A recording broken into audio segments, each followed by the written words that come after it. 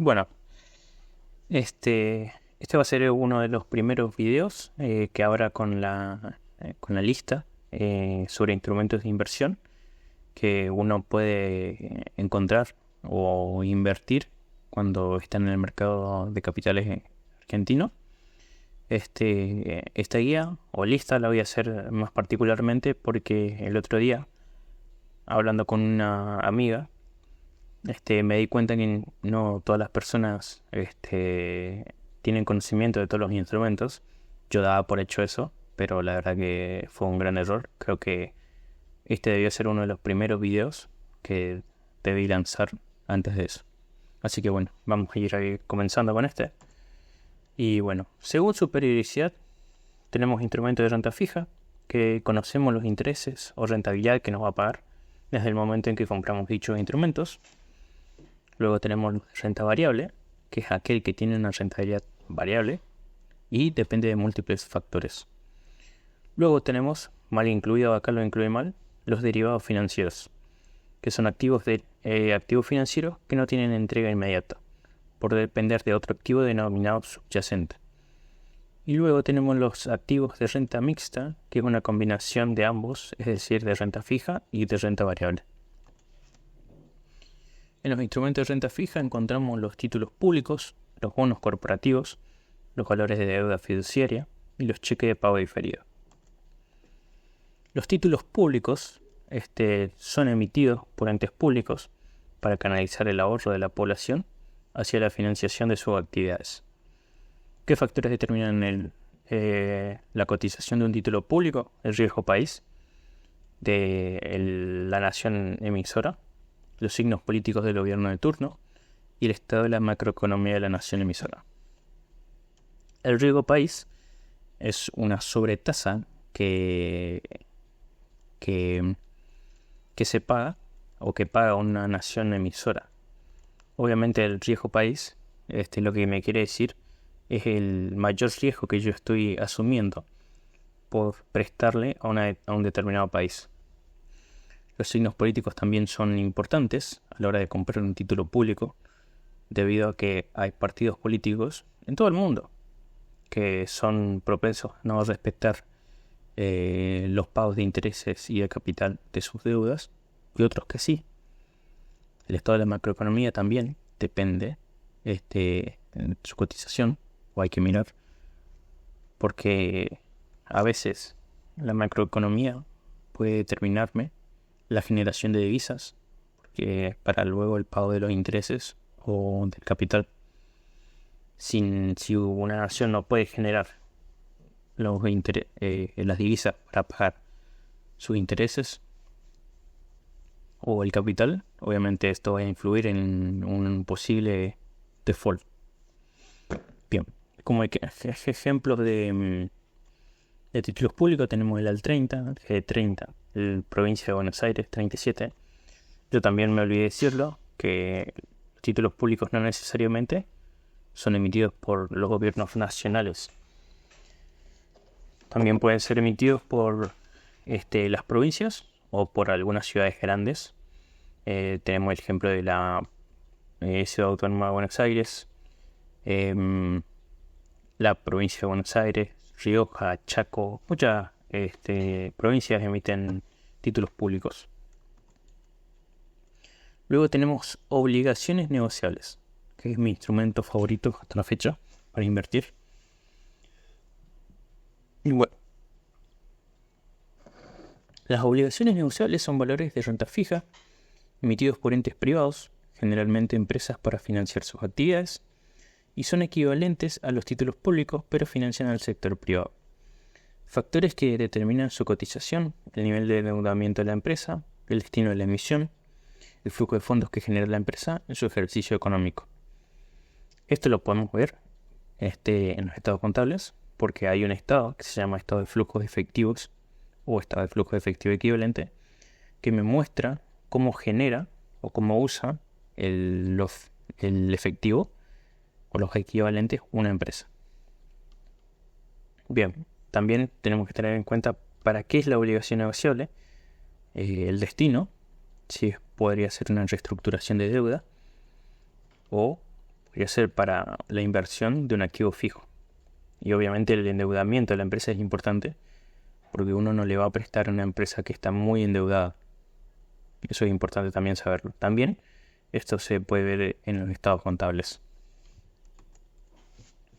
Luego tenemos los valores de deuda fiduciaria, que son valores negociables emitidos por los fideicomisos financieros.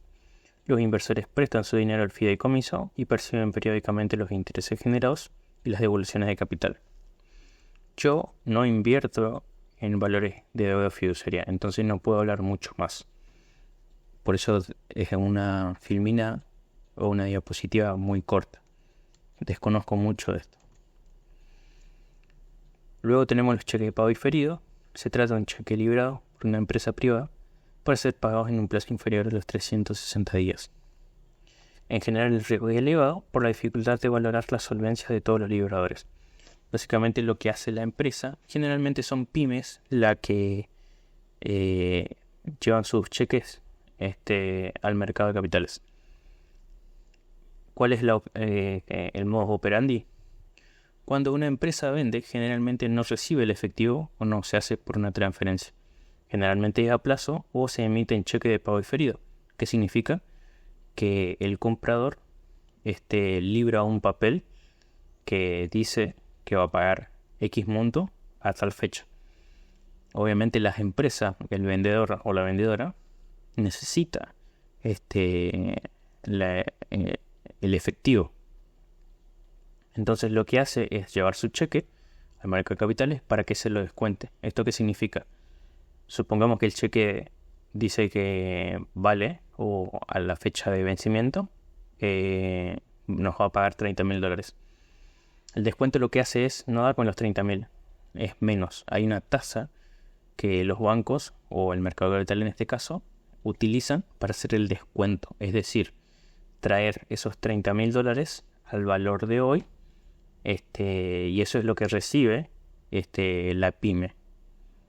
Es un modo de financiamiento. Bien, luego tenemos las acciones, que ya entramos en lo que son la renta variable. Las acciones son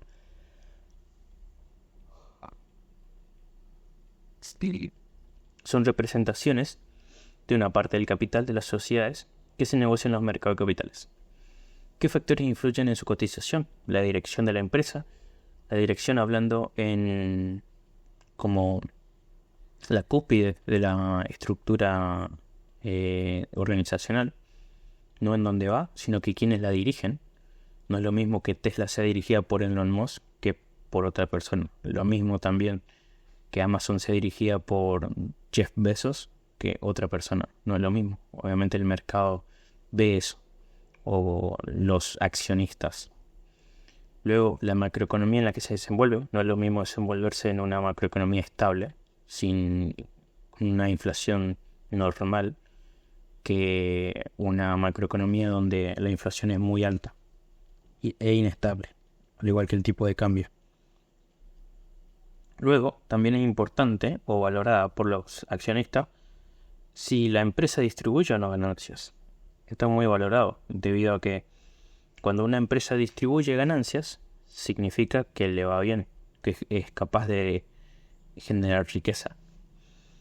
En Estados Unidos se conocen a los reyes del dividendo y a los aristócratas del dividendo. Los reyes del dividendo son empresas que vienen aumentando su dividendo durante los últimos 50 años. Vienen aumentando sus dividendos. Los aristócratas son empresas, pero que también que distribuyen dividendos, pero vienen haciéndolo desde hace 25 años. Vienen aumentando su dividendo. Y luego también sus estados contables. Luego, cuando veamos lo que sean todas acciones, voy a traer un par de indicadores, porque no cualquiera puede leer estados contables. Entonces, y una cosa de buena es que al ser empresas que cotizan en bolsa, deben y están obligadas a emitir sus estados contables cada 3 meses y luego tienen un cierre anual. Entonces ustedes pueden encontrar sus estados contables, no es algo difícil. Bueno, ejemplos tenemos YPF, Come, Bima, Central Puerto. Y bueno, seguimos. Luego tenemos los fondos comunes de inversión, que es un instrumento que se forma atomizando el capital de un grupo de inversores, donde el patrimonio se divide en cuota parte y es administrado por una sociedad gerente.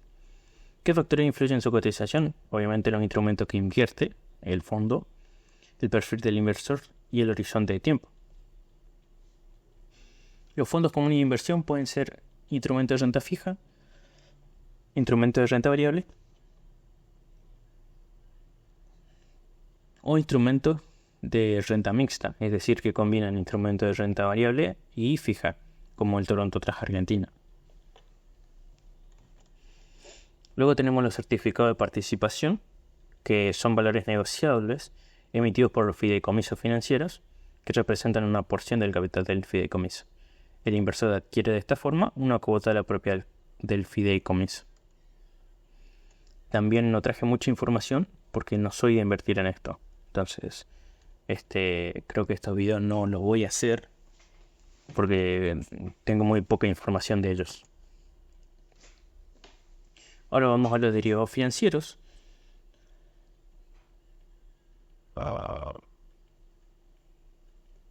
Que como el primer instrumento tenemos los forwards.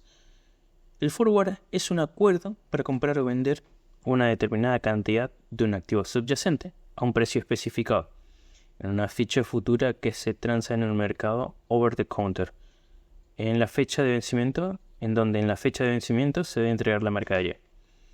Over the counter o OTC significa sobre el mostrador. Esto significa que al vencimiento el que se compromete a vender o a entregar debe entregarlo en la mercadería, y quien se compromete a comprar obviamente paga el equivalente monetario. Generalmente los forwards son usados en las mercaderías agropecuarias. Luego tenemos los futuros, que son parecidos a los forwards, pero es un acuerdo para comprar o vender una determinada cantidad de un activo subyacente a un precio especificado a una fecha futura que se transa en un mercado bursátil. En este caso no se entrega la mercadería, solo el valor monetario. Pero también puede haber futuros con delivery y sin delivery. Con delivery sería con la entrega del bien que se está transando, y sin delivery solamente el valor monetario.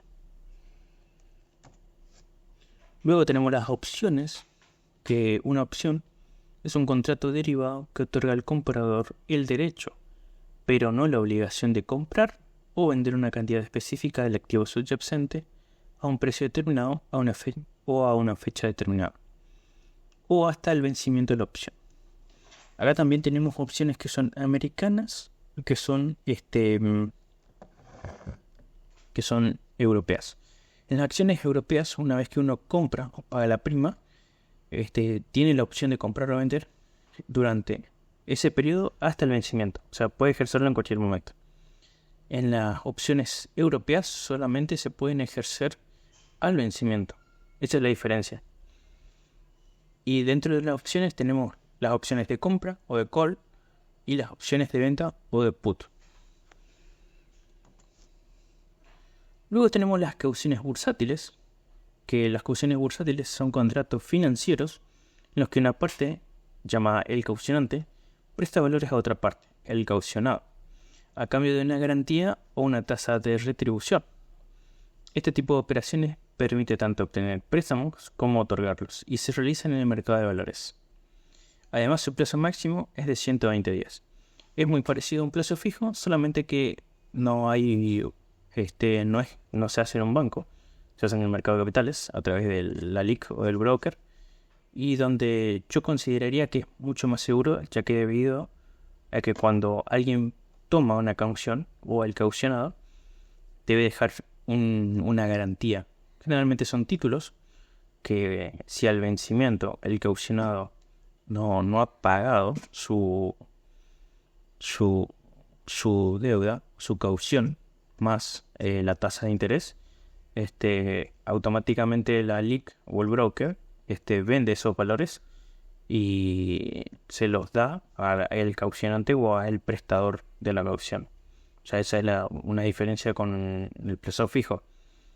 Así que bueno, así termina el primer video. Espero que les haya gustado y luego vamos a ir con el video de las obligaciones negociables.